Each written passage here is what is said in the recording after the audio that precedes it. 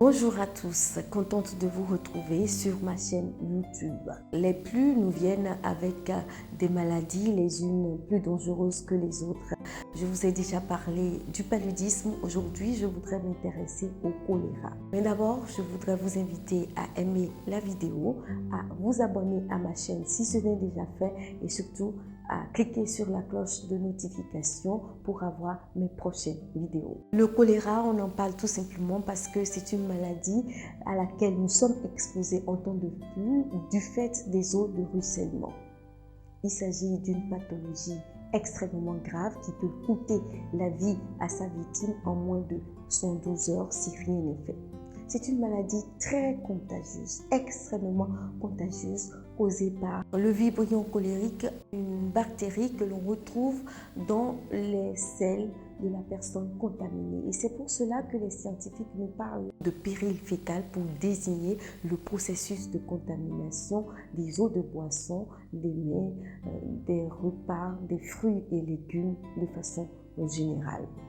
Alors, quelques heures suffisent pour que lorsque vous avez le vibrio cholérique, vous commencez par faire de la diarrhée, des vomissements. Ces deux symptômes vont vous conduire très rapidement à la déshydratation, une déshydratation sévère doublée d'une insuffisance rénale, lesquelles peuvent vous coûter la vie. Mais ce qui m'intéresse, ce n'est pas le décès de la personne victime du choléra, mais plutôt comment on fait pour que cette personne ne meure pas.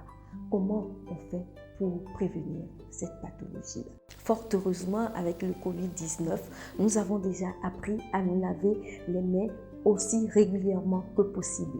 Dans le cas d'espèce, je vous demanderai d'insister pour vous laver les mains à l'eau et au savon chaque fois que vous devez manger et chaque fois que vous quittez les toilettes. La deuxième chose, c'est par rapport aux fruits et aux légumes. Il faut toujours les laver correctement à l'eau javelisée, pourquoi pas, avant de les déguster. La troisième chose, c'est que si vous n'avez pas d'eau potable, s'il vous plaît, pensez à rendre potable votre eau avant de la consommer. Comment rendre potable cette eau? C'est de la chauffer jusqu'à ébullition et après de la laisser se reposer, donc tiédir cette eau avant de la consommer. L'autre possibilité que vous avez pour rendre potable votre eau, c'est d'utiliser l'eau de Javel. 3 gouttes de Javel dans 1 litre d'eau et vous laissez reposer pendant 30 minutes. Cette eau, après, est déjà potable et vous pouvez la consommer. Lorsque vous avez dans votre entourage quelqu'un qui commence à faire de la diarrhée, surveillez bien cette personne. Si la diarrhée ressemble donc à l'eau de riz, s'il vous plaît, courez à l'hôpital. Lorsque vous l'avez amené à l'hôpital, il va falloir nettoyer les toilettes et tous les objets que cette personne a utilisés. À court et à moyen terme, ce que je voudrais vous recommander, c'est d'éviter l'automédication et surtout de ne plus déféquer à l'air libre.